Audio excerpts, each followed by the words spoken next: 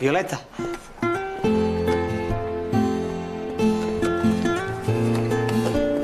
Violeta, hoćeš li mi pomoći? Ne, Tomas, ne mogu. Molim te, moram to otpjevati gledajući te u oči. Zašto ne otpivaš sad gledajući je? Nemamo cijeli dan.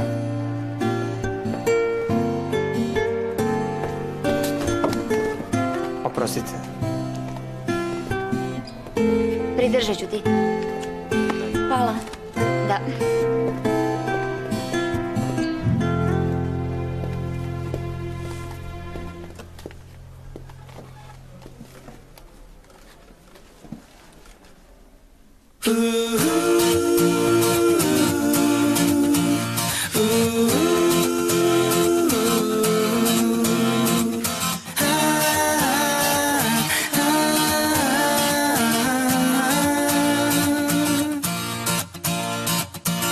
Si no hay nada que decir ni nada de qué hablar, no hace falta explicarte.